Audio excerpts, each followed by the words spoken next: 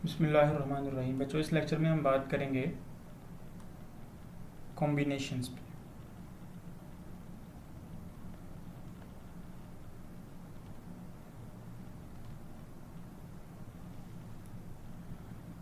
फ़र्ज़ करें हमारे पास एक बाउल है और उसके अंदर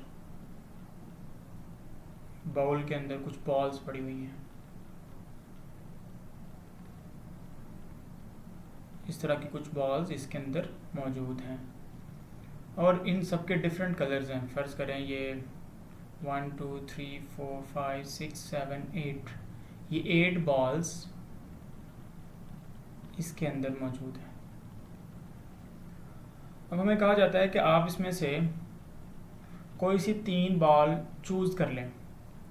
तो एक आदमी इसमें हाथ डालता है और 3 बॉल्स, कोई सी 3 बॉल्स उठा लेता है। तो जब ये वो 3 बॉल्स इसमें से उठा लेगा तो ये एक कॉम्बिनेशन है, 3 बॉल्स का एक कॉम्बिनेशन है।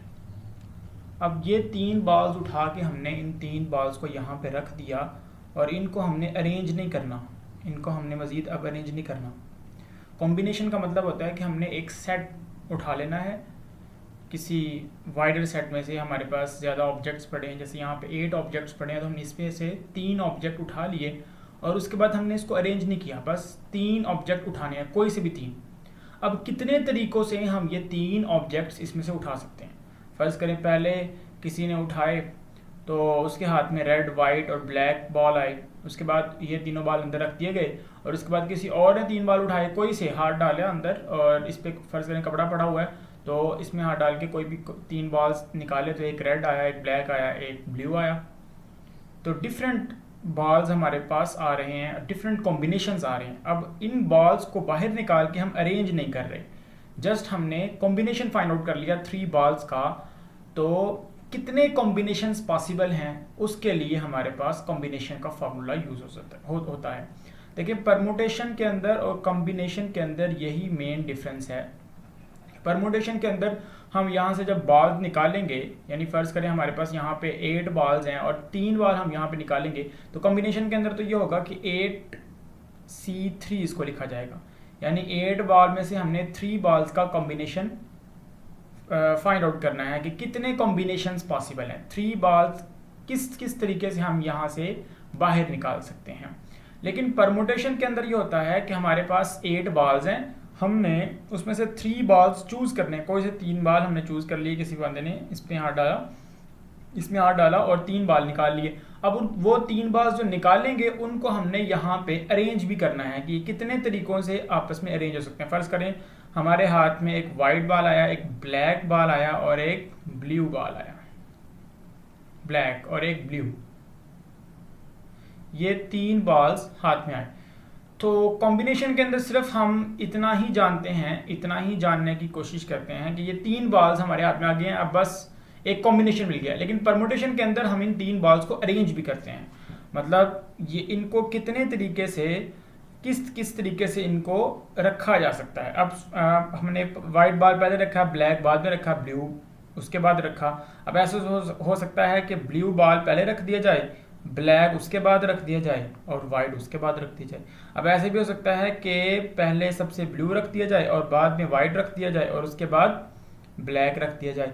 अब परमुटेशन के अंदर हमने ये जो अरेंजमेंट्स हैं ये भी फाइंड आउट करनी होती हैं। यानी पहले हम क्या करते हैं, कॉम्बिनेशन फाइंड आउट करते हैं, जितने में चाहिए होते हैं ऑब्जेक्ट्स, जितनी हमारे पास प्लेसेस होती हैं। जैसे कल बताया था मैंने आपको, जो हमारा प्रीवियस लेक्चर है उसके अंदर हमने पढ़ा था कि अगर हमारे पास फ़र्ज़ करें 5 पेंसिल्स हैं और हमारे पास 3 प्लेसेस हैं, या 5 फ्लैग्स हैं और 3 प्लेसेस हैं, तो अब हम 3 झंडे यहाँ से चूज़ करेंगे। पहले 3 झंडे चूज़ कर लिए तो ये 3 झंडों का कॉम्बिनेशन तो आ गया। उसके बाद हमने वो जो 3 प्लेसेस होंगी उनके ऊपर उन फ्लैग्स को अरेंज करना है, अरेंज करके उसके बाद बताना है कि टोटल कितनी अरेंजमेंट्स पॉसिबल हैं। लेकिन यहाँ पे जस्ट कॉम्बिनेशन फाइंड आउट करना होता है कि कितने तरीके से हम 3 बॉल्स इसमें से निकाल सकते हैं।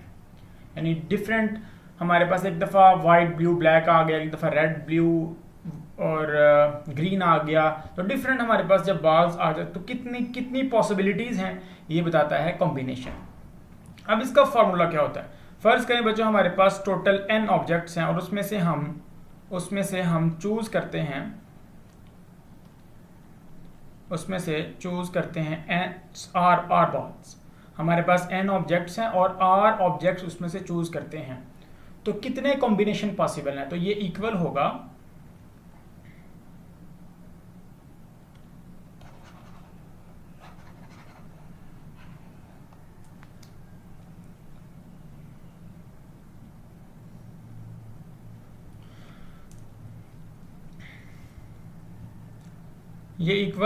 n फैक्टोरियल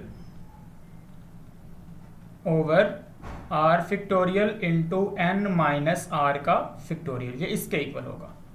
यानी ऊपर वाले का फैक्टोरियल डिवाइडेड बाय नीचे वाले का, ये जो हमारे पास जितने कॉम्बिनेशन हमने जितना हमारे पास सेट है, जितना हमने एलिमेंट्स निकालने हैं उसका फैक्टोरियल, फिर n माइनस r का फैक्टोरियल। तो ये होता है कॉम्बिनेशन का फार्मूला। अब असल में हमारे पास जो फार्मूला था परमुटेशंस का, तो परमुटेशन का फार्मूला था NPR। तो NPR में हम क्या करते थे कि n टोटल ऑब्जेक्ट्स थे, उसमें से r ऑब्जेक्ट्स को हम चूज़ करते थे और फिर उन r ऑब्जेक्ट्स को अरेंज करते थे। अब फ़र्ज़ करें हमारे पास बच्चों r ऑब्जेक्ट्स हैं, हमने n में से r ऑब्जेक्ट्स चूज़ कर लिए। अब जैसे कल 5P3 में हमारे पास 5 फ्लैग्स थे, तो हमने 3 फ्लैग्स उसमें से चूज़ कर लिए। चूज़ करने के बाद अब हमारे पास 3 प्लेसेस मौजूद हैं, तो हमने इन 3 फ्लैग्स को इन 3 प्लेसेस के ऊपर अरेंज करना है। तो चूँकि अरेंज करना है, अब जब हमने अरेंज करना है तो इस वक्त हम 3 फ्लैग्स चूज़ कर चुके हैं और 3 ही प्लेसेस हैं, तो ये कितना आएगा? 3 फैक्टोरियल आएगा। इसकी कितनी अरेंजमेंट्स पॉसिबल होंगी? 3 फैक्टोरियल अरेंजमेंट्स पॉसिबल होंगी। इसी तरह अगर हमारे पास r ऑब्जेक्ट्स होते, हम n में से r ऑब्जेक्ट्स को चूज़ करते, तो उनको जब हम अरेंज करेंगे r प्लेसेस के ऊपर, तो हमारे पास क्या आएगा? r का फैक्टोरियल आएगा। तो NPR तो हमने लिख लिया, लेकिन जो NCR है, जो कॉम्बिनेशन हमने जहाँ पे जस्ट फाइंड आउट करना है, वहाँ पे हमने इन r ऑब्जेक्ट्स को अरेंज नहीं करना। तो इसके अंदर तो अरेंजमेंट भी मौजूद है। NPR के अंदर n ऑब्जेक्ट्स में से r ऑब्जेक्ट्स को चूज़ किया और उसके बाद उसको हमने अरेंज भी किया, लेकिन कॉम्बिनेशन के अंदर तो अरेंज नहीं करना। तो फिर क्या करेंगे? फिर NPR में जो कुछ हमें मिल चुका है, इसका मतलब है इसके अंदर इसकी अरेंजमेंट मौजूद है, और अरेंजमेंट क्या होती है? r का फैक्टोरियल। तो हम कॉम्बिनेशन फाइंड आउट करने के लिए इसको r के फैक्टोरियल से डिवाइड कर देंगे। तो हमारे पास ये एक रिलेशन भी मौजूद है कि NCR इक्वल होता है NPR, उसको डिवाइड कर दो r के फैक्टोरियल से, क्योंकि यहाँ पे हमें r का फैक्टोरियल नहीं चाहिए। और इस फार्मूले को भी हम यूज़ कर सकते हैं। इसके अलावा अगर हम इसको इस तरह लिख लें, NPR इज इक्वल टू, ये r फैक्टोरियल इधर आके मल्टीप्लाई हो जाएगा, तो हमारे पास आ जाएगा r फैक्टोरियल NCR। तो इस फार्मूले को भी यूज़ किया जा सकता है, ये भी आपने ध्यान में रखना है। असल जो कॉम्बिनेशन का फार्मूला है वो ये है, वो यहीं से डिराइव किया गया है। NPR इसका यहाँ पे फार्मूला आप लिखें, n factorial over n minus r का फैक्टोरियल, और नीचे r फैक्टोरियल पहले मौजूद होगा, तो ये NCR का फार्मूला आ जाएगा। दूसरा बच्चा हमारे पास है यहाँ पे कॉम्प्लीमेंट्री कॉम्बिनेशन।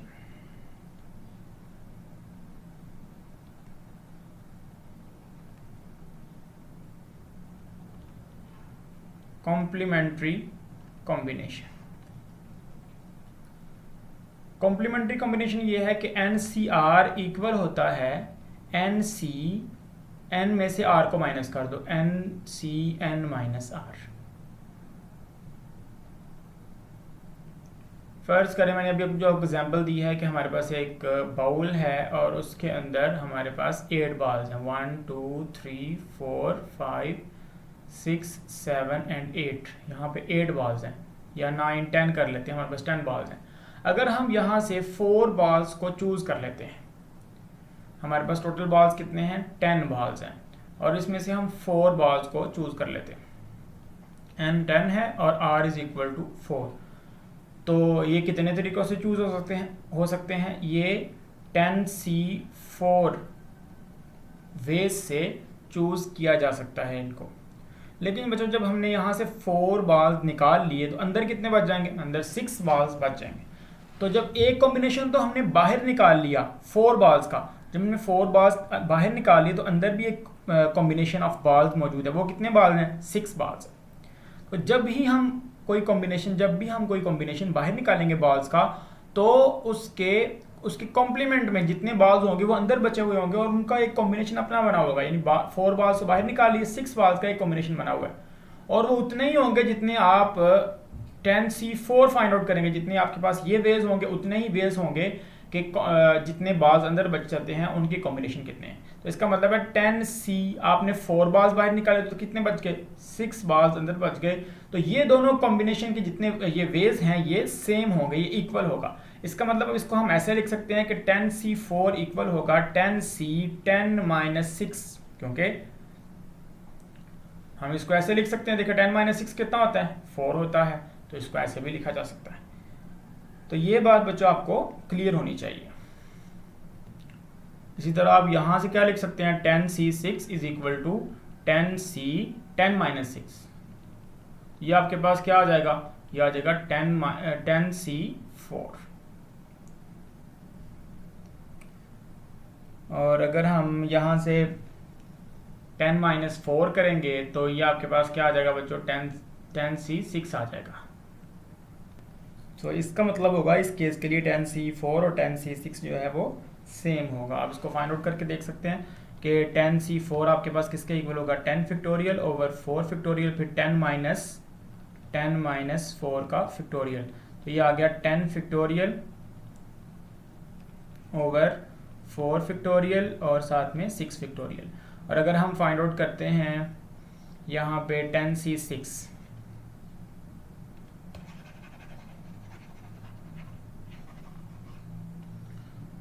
तो 10C6 आपके पास क्या आएगा? 10 फैक्टोरियल ओवर 6 का फैक्टोरियल और ऊपर में से नीचे वाले को माइनस कर दें तो 10-6 का फैक्टोरियल। तो ये आपके पास आ गया 10 फैक्टोरियल ओवर 6 फैक्टोरियल और साथ में 4 फैक्टोरियल। देखें ये बिल्कुल सेम है। तो इसका मतलब है 10C4 इक्वल है 10C6 के। इस फॉर्मूले को बच्चों बहुत अच्छी तरह आपको आना चाहिए कि NCR जो है वो इक्वल होता है। NCR का मतलब भी आपको पता होना चाहिए कि हमारे पास n ऑब्जेक्ट्स हैं, उसमें से हमने R ऑब्जेक्ट्स चूज करने हैं। कितने मेथड्स हैं हमारे पास कि हम R ऑब्जेक्ट्स को चूज कर सकते हैं। और इसका फार्मूला ऊपर वाले का फैक्टोरियल ओवर नीचे वाले का फैक्टोरियल R फैक्टोरियल और फिर n-R का ऊपर वाले से नीचे वाले को माइनस कर दें उसका फैक्टोरियल। अगर ऐसे फर्ज करने कहीं लिखा आ जाए n+1 का फैक्टोरियल ओवर R का फैक्टोरियल n+1 माइनस R का फैक्टोरियल, तो हम यहाँ समझेंगे कि ये किसका फार्मूला है? ये n+1CR का फार्मूला, क्योंकि ऊपर वाले का फैक्टोरियल है, नीचे वाले का फैक्टोरियल और फिर ऊपर वाले में से नीचे वाले को माइनस किया गया है। तो n+1CR ये इसके इक्वल होगा। इसी तरह हम दोनों तरफ जा सकते हैं। यहाँ से ये फार्मूला भी बना सकते हैं और यहाँ से इसको क्लोज करके ये भी लिख सकते हैं। अब आते हैं हम एक्सरसाइज 7.4 पे।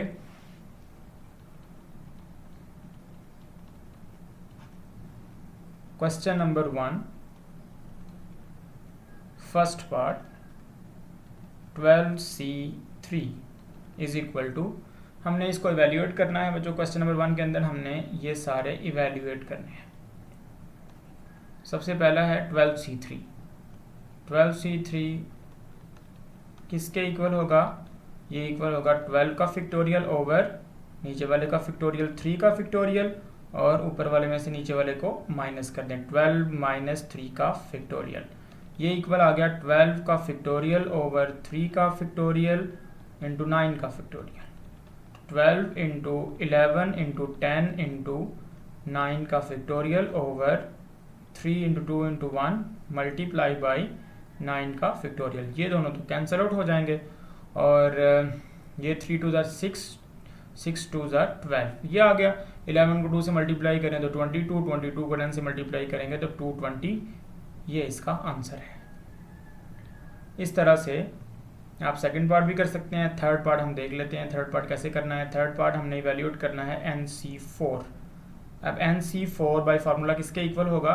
n का फैक्टोरियल ओवर 4 का फैक्टोरियल इंटू n-4 का फैक्टोरियल इज इक्वल टू, अब हम यहाँ तक जाएंगे n इंटू n-1, माइनस के बाद जो नंबर वो बढ़ाते जाएं n-2, n-3 एंड n-4 का फैक्टोरियल। जहाँ तक ये मौजूद है वहाँ तक हम इसको जाएंगे क्योंकि ये कैंसिल आउट हो जाए। और नीचे ये 4 का फैक्टोरियल है तो इसको लिख सकते हैं 4 इंटू 3 इंटू 2 इंटू 1 और साथ में है मल्टीप्लाइड बाई n-4 का फैक्टोरियल। ये दोनों कैंसिल आउट हो जाएंगे और ऊपर हमारे पास बच जाएगा n into n-1 into n-2 into n-3 over 4 3 ज़ा 12 2 ज़ा 24। और यही बच्चों इसका हमारे पास आंसर है।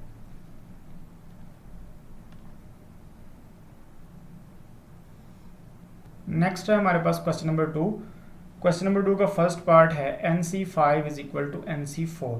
तो n की वैल्यू फाइंड आउट करें। तो क्वेश्चन नंबर 2 है find the value of n।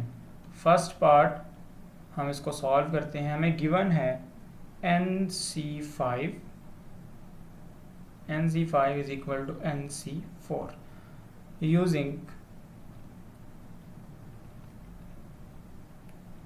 Complementary combination. Complementary combination के बारे में क्या बताया मैंने आपको कि अगर NCR है तो ये इक्वल होगा NC, ऊपर वाले से नीचे वाले को माइनस कर दें, NCn-R। ये है कॉम्प्लीमेंट्री कॉम्बिनेशन। तो बाय यूजिंग कॉम्प्लीमेंट्री कॉम्बिनेशन हम इस पहले वाले को एक को लिख लेंगे, जिसको मर्जी हम लिख सकते हैं। तो इसको क्या लिख सकते हैं NCn-5, ये इक्वल होगा NC4 के। अब इसको कंपेयर करें तो कॉम्बिनेशन दोनों तरफ मौजूद है, इक्वालिटी का साइन मौजूद है। n की जगह तो n मौजूद है लेकिन n-5 की जगह क्या है, 4 है। तो हम यहाँ पे लिखेंगे बाय कंपैरिजन। कंपैरिजन को यूज़ करते हुए n-5 किसके इक्वल होगा बच्चों, 4 के इक्वल होगा। और यहाँ से हमारे पास n आ जाएगा 5 + 4, n इज इक्वल टू 9 और ये हमारे पास इसका आंसर होगा।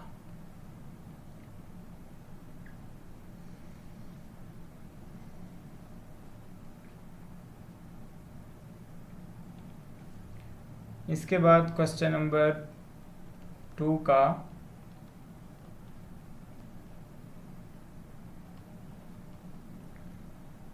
सेकेंड पार्ट है हमारे पास। सेकेंड पार्ट में गिवन है NC10 is equal to 12 into 11 over 2 का फैक्टोरियल। अच्छा, इसको अगर यहाँ पे कॉम्बिनेशन है तो यहाँ भी हम कॉम्बिनेशन का फार्मूला एक जनरेट कर सकते हैं। उसके लिए बच्चों हमने यहाँ पे ऊपर फैक्टोरियल कंप्लीट किया। तो NC10 किसके इक्वल आ जाएगा, 12 मल्टीप्लाइड बाई 11 और इसको कंप्लीट करने के लिए 10 के फैक्टोरियल से मल्टीप्लाई करना पड़ेगा। ऊपर मल्टीप्लाई किया तो नीचे भी मल्टीप्लाई किया, 2 फैक्टोरियल मल्टीप्लाइड बाई 10 का फैक्टोरियल। NC10 इक्वल्स, अब ये क्या बन गया, ये तो 12 का फैक्टोरियल है और नीचे 2 का फैक्टोरियल और 10 का factorial. NC10 is equal to, हम इसको क्या लिख सकते हैं, इसको लिख सकते हैं 12 का फैक्टोरियल ओवर 10 का फैक्टोरियल और साथ में ये जो 10 का फैक्टोरियल है पहले लिख लिया और 2 को क्या लिख सकते हैं, 2 को लिख सकते हैं 12 - 10। तो 2 की जगह पे लिख लिया 12 - 10 का फैक्टोरियल। अब ये NCR का फार्मूला बन गया, n का फैक्टोरियल ओवर r का फैक्टोरियल इंटू n - r का फैक्टोरियल। तो ये फिर किसके इक्वल होगा, ये तो इक्वल होगा 12C10 के। अब कंपैरिजन करें तो 10 की जगह 10 मौजूद है तो इसका मतलब है n फिर किसके इक्वल होगा, n 12 के इक्वल होगा और यही हमारे पास इसका आंसर है। जो इसका थर्ड पार्ट है थोड़ा सा मैं हिंट दे देता हूँ आपको उसका, NC12 है तो ये इक्वल है NC6 के। यूजिंग द कॉम्प्लीमेंट्री कॉम्बिनेशन हम इसको लिख सकते हैं NCn-12 is equal to NC6। एक को लिख दें, दोनों को नहीं लिखते ना आपने, एक को लिख लिया NCn-12 is equal to n-6। यहाँ से कंपेयर करेंगे तो n-12 जो है वो 6 के इक्वल आ जाएगा, n is equal to 12 + 6, n is equal to 18 और 18 इसका आंसर होगा थर्ड पार्ट का। आपने इसको थर्ड पार्ट को ऐसे करना है। नेक्स्ट है बच्चों हमारे पास क्वेश्चन नंबर 3। क्वेश्चन नंबर 3 का फर्स्ट पार्ट है, यहाँ पे हमने n और r की वैल्यू फाइंड आउट करनी है। Find the values of n and r, हमने इनकी वैल्यूज को फाइंड आउट करना है। गिवन क्या है हमें, फर्स्ट पार्ट में गिवन है NCR is equal to 35 and NPR is equal to 210, ये गिवन। मैं आपको ये रिलेशन बता चुका हूँ कि हमारे पास जो NCR होगा वह इक्वल होता है NPR ओवर R का फैक्टोरियल। तो इसी को हम यूज़ करते हैं, हम लिखेंगे यहाँ पे एज NCR इक्वल है 35 के, तो NCR को हम लिख सकते हैं NPR ओवर R का फैक्टोरियल इज इक्वल टू 35। अब NPR जो है उसकी वैल्यू हमारे पास मौजूद है, कितनी है 210, तो हमने इसकी वैल्यू 210 रख दी ओवर R का फैक्टोरियल इज इक्वल टू 35।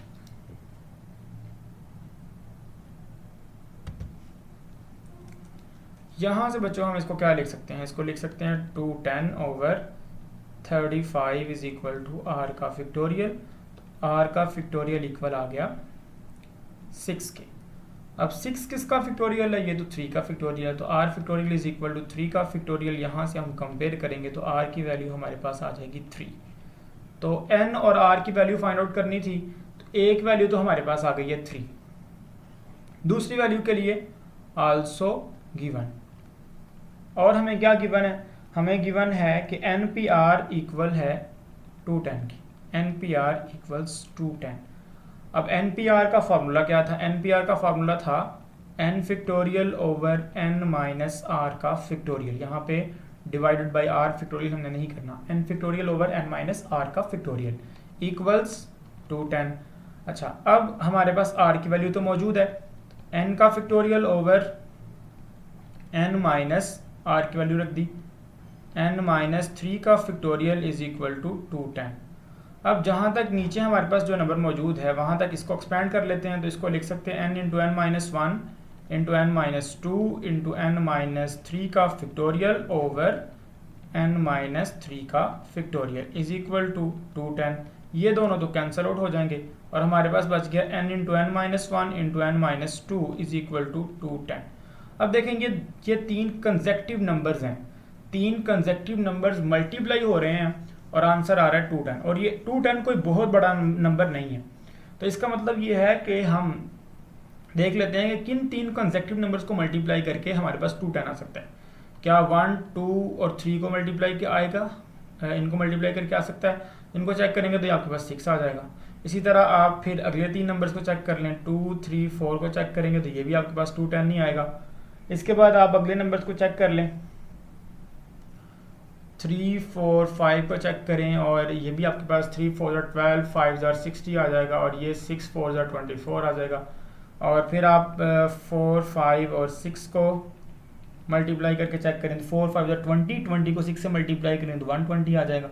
फिर आप 5, 6 और 7 को मल्टीप्लाई करके देखें तो 5, 6 और 30 और 30 को 7 से मल्टीप्लाई करें तो ये आपके पास 210 आता है। इसका मतलब है ये 3 कंसेक्टिव नंबर्स हैं जिनको मल्टीप्लाई करके 210 आ सकता है। तो हम 210 की जगह फिर 7 इंटू 6 इंटू 5 लिख सकते हैं। तो यहाँ पे हमने लिख लिया n into n minus 1 into n minus 2 is equal to, इसको इसकी जगह लिख लिया 7 into 6 into 5। n into n minus 1 into n minus 2 is equal to, ये 7 है और ये 7 माइनस 1 है और ये 7 माइनस 2 है। 5 को लिख सकते हैं 7 माइनस 2 और 6 को लिख सकते हैं 7 माइनस 1। अब कंपेयर करें तो हमारे पास n की जगह 7 मौजूद है, n की वैल्यू 7 आ गई हमारे पास और r की वैल्यू 3 आ गई। ये दो वैल्यूज ही हमने फाइंड आउट करनी थी, हमारे पास आंसर इसका कंप्लीट हो गया। नेक्स्ट है बच्चों हमारे पास क्वेश्चन नंबर 4।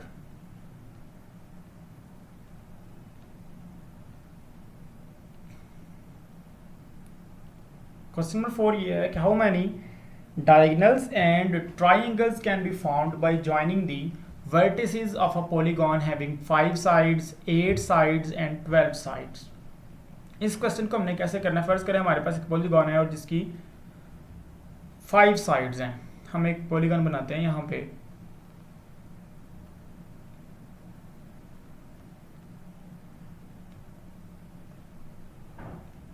ये एक पॉलीगॉन है और इसकी हमारे पास 5 साइड्स मौजूद हैं, 1 2 3 4 एंड 5। अब हमारा क्वेश्चन ये है कि इसके कितने डायगोनल्स पॉसिबल हैं।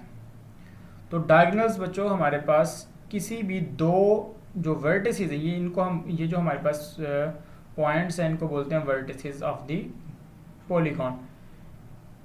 पॉलीगॉन के वर्टिसेस को अगर हम आपस में ज्वाइन करें तो या तो इसकी साइड बनेगी और या हमारे पास इसका डायगोनल बनेगा। अगर वो साइड नहीं है तो वो डायगोनल होगा,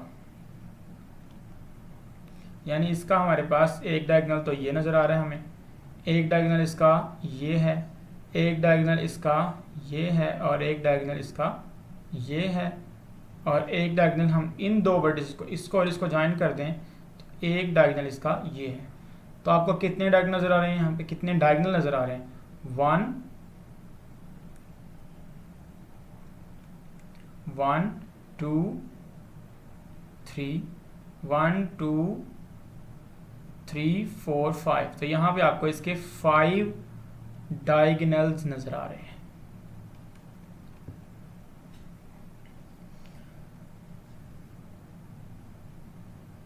यानी हम इसको इस तरह से डिफाइन कर सकते हैं कि a line segment joining any two vertices of a polygon not the side of a polygon, यानी वो ऐसा लाइन सेगमेंट कि जो दो वर्टिसेस को ज्वाइन करने से हमें मिले लेकिन वो साइड ऑफ द पॉलीगॉन ना हो। ये साइड ऑफ द पॉलीगॉन भी तो दो वर्टिसेस को ज्वाइन करने से आया हुआ है, लेकिन ये हमारे पास इसका डायगोनल नहीं है। डायगोनल इसके अंदर जो बन रही हैं वो लाइंस इसके डायगोनल्स हैं। अब अगर हमारे पास 5 वर्टिसेस हैं इसके, अगर 5 साइडेड शेप होगी तो उसके 5 वर्टिसेस होंगे, तो हमने किसी भी दो वर्टिसेस को आपस में ज्वाइन करना है तो हमारे पास एक लाइन बनेगी। तो इसका मतलब हमने कॉम्बिनेशन लेना है दो वर्टिसेस का, 5C2, ये हमारे पास असल में जो हमने फाइंड आउट करना है। लेकिन एक और बात यहाँ पे समझने वाली है कि सिर्फ यही नहीं फाइंड आउट कर लेना, इसमें से हम माइनस करेंगे टोटल नंबर ऑफ साइड्स को, क्योंकि हमें वो नहीं चाहिए, वो डायगोनल्स नहीं है। तो 5C2 जो कॉम्बिनेशन है वो तो हमें टोटल कॉम्बिनेशन दे देगा, दो वर्टिसेस को ज्वाइन करने से जितने कॉम्बिनेशन बनते हैं वो सारे हमें मिल जाएंगे। लेकिन इसमें से हम माइनस करेंगे टोटल नंबर ऑफ साइड्स को, तो हमें डायगोनल्स मिल जाएंगे। तो इसका मतलब है कि अगर हमारे पास if a polygon has n sides तो उसके n वर्टिसेस होंगे। तो हम यहाँ पे लिखेंगे कि टोटल नंबर ऑफ डायगोनल्स, ये किसके इक्वल होगा, ये इक्वल होगा n, यानी हमारे पास नंबर ऑफ वर्टिसेस NC2, इसमें से कॉम्बिनेशन लेंगे दो वर्टिसेस का, उनको ज्वाइन करके देखेंगे टोटल नंबर ऑफ कॉम्बिनेशन कितने बनते हैं। इसमें से माइनस करेंगे total number of sides of polygon. जैसे हमारा क्वेश्चन है उसके अंदर हमें 5 साइडेड शेप का कहा गया, 5 साइडेड पॉलीगॉन का कहा गया है, तो इसके मुताबिक हमारे पास उसके अंदर डायगोनल्स कितने होंगे, नंबर ऑफ, इस फार्मूले के मुताबिक उसमें डायगोनल्स कितने होंगे 5C2 माइनस उसमें कितनी साइड्स हैं, उसमें 5 साइड्स हैं। तो इसको हम इवेल्युएट करेंगे 5C2 को और उसमें से 5 को माइनस कर देंगे तो नंबर ऑफ डायगोनल्स मिल जाएंगे। ये तो हो गई पहली बात। दूसरी बात ये है कि इसी 5 साइडेड शेप के अंदर, ये हमारे पास एक 5 साइडेड शेप है, इफ इसी 5 साइडेड शेप के अंदर हमारे पास कितनी ट्रायंगल्स पॉसिबल हैं, तो ये भी बताना होगा। ट्रायंगल्स के लिए 3 वर्टिसेस का कॉम्बिनेशन चाहिए। 3 वर्टिसेस को अगर हम आपस में ज्वाइन कर दें तो हमारे पास एक ट्रायंगल बनती है, 3 vertices.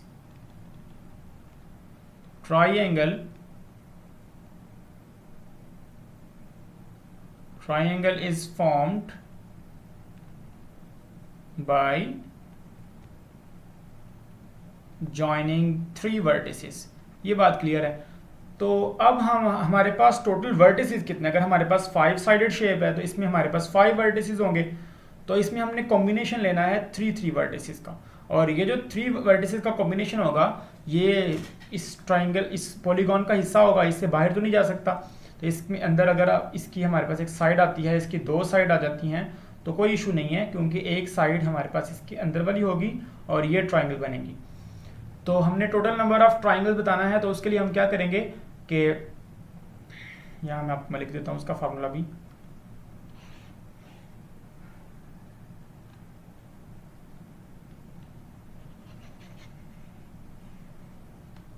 If a polygon has n sides, the number of triangles formed in it is equal to n number of vertices of the polygon C3, क्योंकि हमने तीन वर्टिसेस का कॉम्बिनेशन लेना है तो हमारे पास ट्राइंगल्स बनेंगे। देखें हमने यहाँ पे वन, ये वाला वर्टेक्स और ये वाला वर्टेक्स और ये वाला, इनको आपस में मिलाया तो हमारे पास एक ट्राइंगल बन गई। इसी तरह हम इस वर्टेक्स को, इसको और इसको ज्वाइन करेंगे तो हमारे पास एक दूसरी ट्राइंगल बन जाएगी, ये आपको जो ऊपर नज़र आ रही है। इसी तरह हम इसको और इसको और इसको ज्वाइन करेंगे तो हमारे पास एक तीसरी ट्राइंगल बन जाएगी। इस तरह हम डिफरेंट ट्राइंगल्स को क्रिएट कर सकते हैं। ये भी एक ट्राइंगल नीचे आपके पास नज़र आ रही है आपको, ये आपके पास एक ट्राइंगल है, ठीक है। इस तरह आपके पास ये एक ट्राइंगल है, 3 वर्टिसेस को ज्वाइन करके जो बनी हुई है। इसी तरह ये भी 3 वर्टिसेस को ज्वाइन करके बनी हुई है, तो ये भी आपके पास एक ट्राइंगल है। ये जो आपको नज़र आ रही है ये भी एक ट्राइंगल, जो 3 वर्टिसेस को ज्वाइन करके बनी, जितनी बनेंगी वो हम फाइंड आउट कर सकते हैं यूजिंग दिस फार्मूला। अब आते हैं अपने क्वेश्चन नंबर 4 की तरफ। क्वेश्चन नंबर 4 है, इसका हम सेकंड पार्ट कर लेते हैं। क्वेश्चन ये है कि how many diagonals and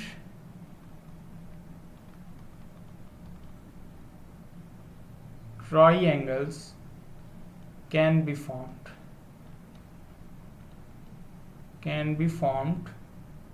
by joining the vertices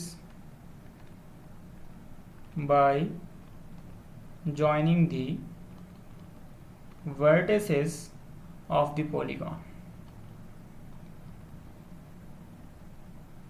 polygon having, second part है 8 sides।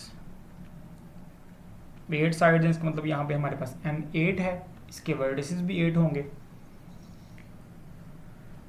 तो हम यहाँ पे लिखेंगे सॉल्यूशन 8 sided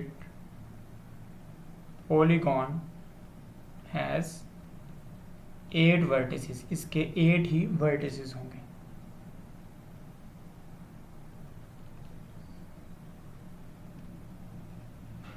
तो डायगोनल्स हम कितने फाइंड आउट कर सकते हैं?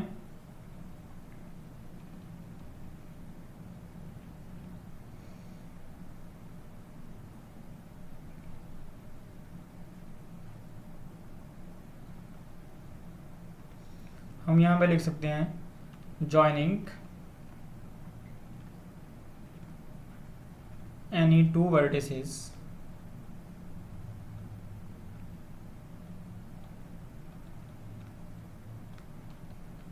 to get line segments।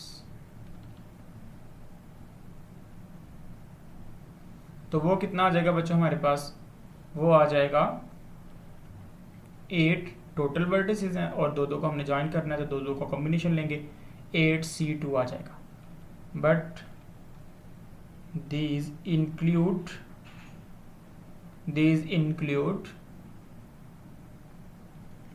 sides of polygon, यानी कितनी साइड्स हैं इसकी? अगर इसकी जो हमें गिवन है तो इसकी 8 साइड हैं, बट दीज जो कॉम्बिनेशन है, जो लाइन सेगमेंट्स हैं, इनके अंदर 8 साइड्स ऑफ पॉलीगॉन भी शामिल हैं। सो नंबर ऑफ डायगोनल्स फिर किसके इक्वल होगा? नंबर ऑफ डायगोनल्स इक्वल होंगे 8C2, यानी total number of line segment जो बन सकते हैं इसमें से 8 साइड्स ऑफ पॉलीगॉन को माइनस कर देंगे।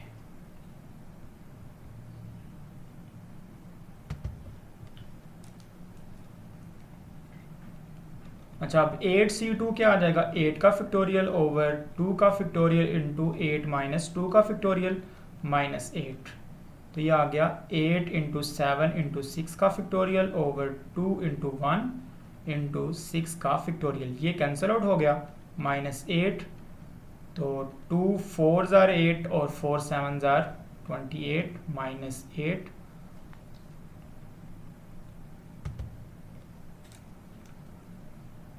तो ये बच्चों हमारे पास आ गया 20 डायगोनल्स। इसका मतलब अगर हमारे पास एक 8 साइडेड पॉलीगॉन होगी तो उसमें 20 डायगोनल्स पॉसिबल है।